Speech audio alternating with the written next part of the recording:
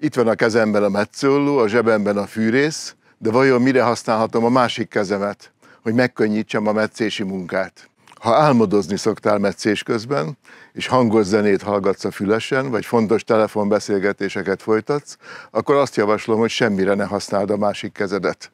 Tedd a hátad mögé, mint a vívók, és inkább vedd ki abból a térből, ahol a metszőolló megsértheti.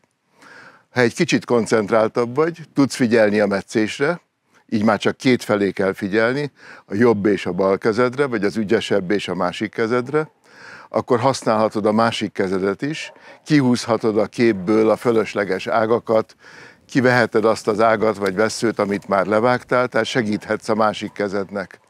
Ha még így is félted a kezedet, akkor azt javaslom, hogy használj egy kesztyűt a másik kezeden, valami élénk színűt, amivel jól látod, hogy mit csinál az, és semmiképpen nem kerül bele a metszési térbe.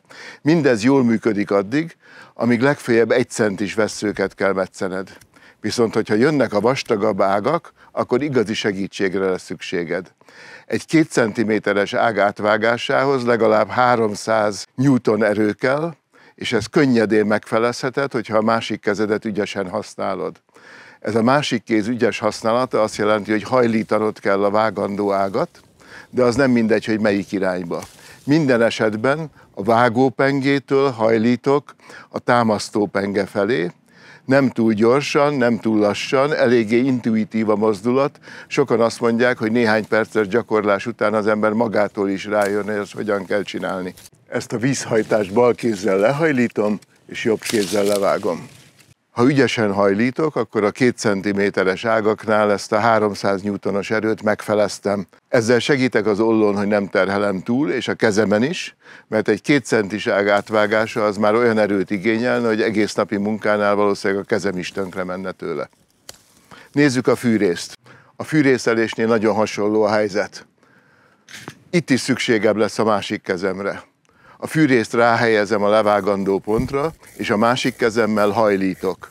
Itt nincs megkülönböztetés, hogy vágópenge meg támasztópenge, egyszerűen a fűrészelés irányába kell hajlítanom az ágat.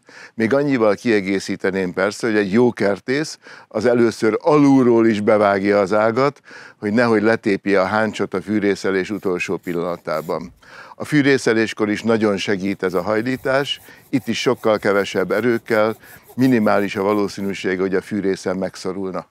Remélem sikerült bemutatnom ebben a néhány percben, hogy bár a metszés a legtöbb esetben egy egykezes munka, de milyen hasznosan bevethetem a másik kezemet is, a metszésnél is és a fűrészelésnél is.